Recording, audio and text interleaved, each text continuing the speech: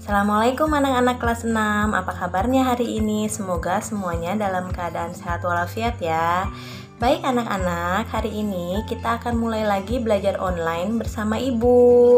Untuk itu kalian siapkan alat tulisnya untuk kalian merangkum hal-hal yang penting yang nanti akan Ibu sampaikan. Kemudian sebelum belajar jangan lupa kita berdoa dulu ya.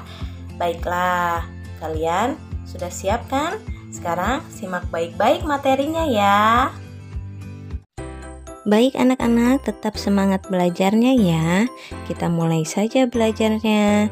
Jangan lupa ya, rangkum hal-hal yang penting yang nanti akan Ibu sampaikan.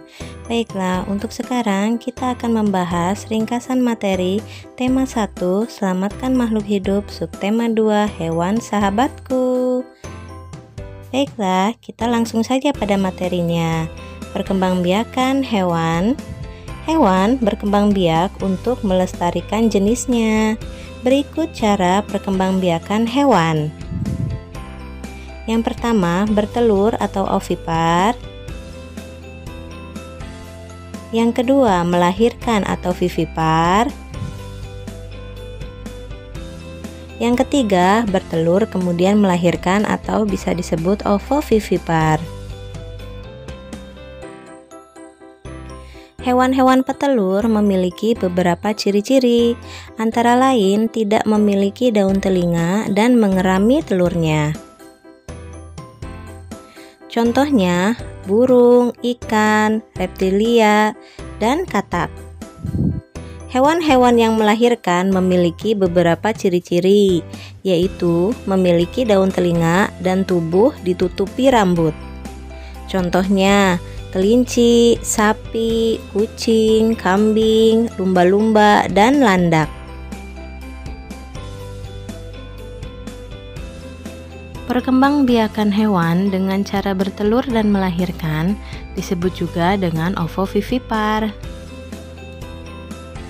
Hewan-hewan yang bertelur dan melahirkan tidak memiliki ciri-ciri khusus, contohnya ikan hiu, kuda laut, dan platypus.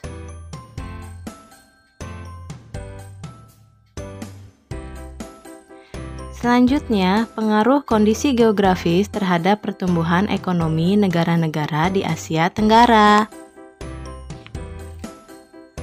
Kegiatan ekonomi suatu masyarakat biasanya dipengaruhi kondisi geografis lingkungan sekitar. Masyarakat biasanya menyesuaikan mata pencaharian dengan alam sekitar. Oleh karena itu, kegiatan ekonomi masyarakat di suatu daerah dapat berbeda dengan daerah yang lain.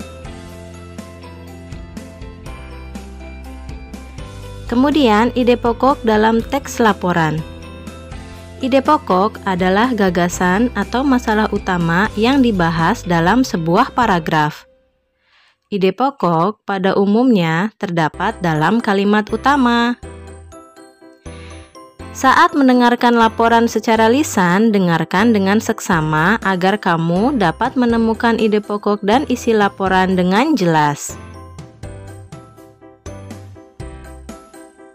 Selanjutnya, materi penerapan nilai-nilai sila keempat Pancasila. Sila keempat mengandung makna pemerintahan dari rakyat, oleh rakyat, dan untuk rakyat dengan cara musyawarah untuk mencapai mufakat. Musyawarah adalah suatu upaya bersama dengan sikap rendah hati untuk memecahkan persoalan guna mengambil keputusan bersama dalam penyelesaian masalah.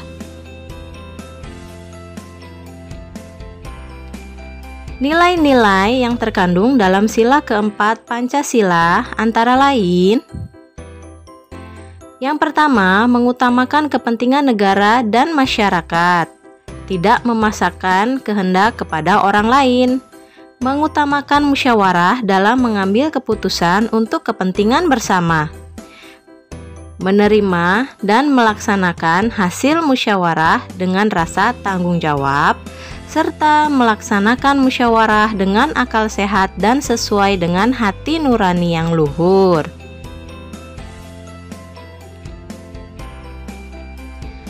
Selanjutnya, kita akan mengidentifikasi teknik-teknik pembuatan patung. Pembuatan patung disesuaikan dengan bahan yang digunakan. Setiap bahan memiliki teknik pembuatan yang berbeda-beda. Berikut beberapa teknik pembuatan patung. Yang pertama membutsir, memahat, mencetak, dan yang terakhir konstruksi.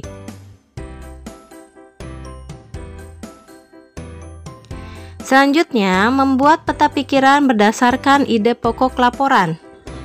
Langkah-langkah membuat peta pikiran berdasarkan ide pokok laporan adalah sebagai berikut.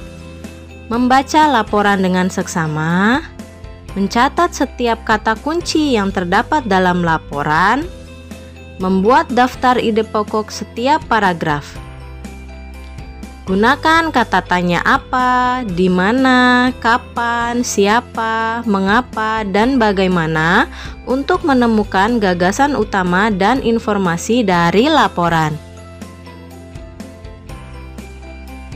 Materi selanjutnya yaitu penerapan nilai-nilai sila keempat Pancasila.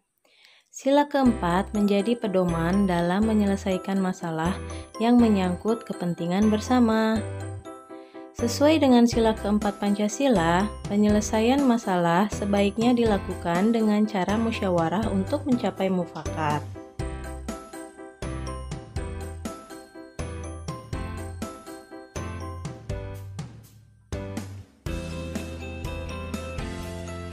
Selanjutnya, contoh pengamalan sila keempat Pancasila. Melakukan musyawarah untuk menentukan jadwal ronda di lingkungan, mengikuti pemilihan umum, misalnya pemilihan presiden atau pemilihan kepala daerah, mengikuti pemilihan ketua kelas dengan tertib, yang terakhir tidak memaksakan kehendak dalam suatu musyawarah yang diikuti. Kegiatan ekonomi di negara-negara Asia Tenggara. Negara-negara di Asia Tenggara memiliki potensi ekonomi yang beragam, sesuai dengan kondisi geografisnya.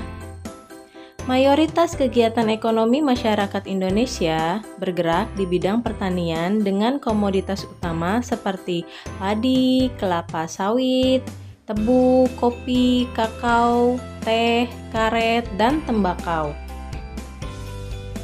Minyak bumi dan gas alam merupakan sumber pendapatan terbesar Brunei Darussalam.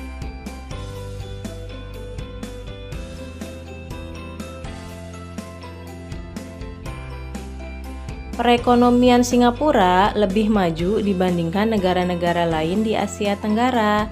Kegiatan ekonomi Singapura bergerak di bidang jasa, perindustrian, perhubungan, dan perbankan.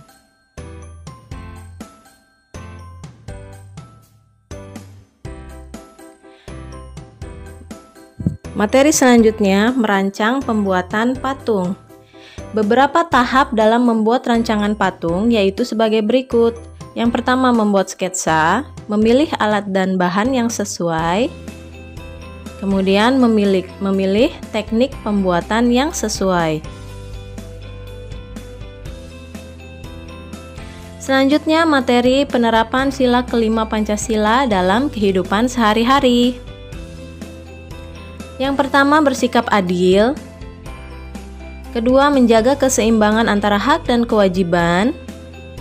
Yang ketiga, menghormati hak-hak orang lain. Yang keempat, suka memberi pertolongan kepada orang lain. Yang kelima, tidak bersifat boros dan bergaya hidup mewah. Yang keenam, tidak melakukan perbuatan yang merugikan kepentingan umum. Dan terakhir, menghargai hasil karya orang lain. Anak, sekian materi kita kali ini. Ketemu lagi di pembelajaran online selanjutnya. Jangan lupa tetap jaga kesehatan ya. Wassalamualaikum warahmatullahi wabarakatuh. Sampai jumpa.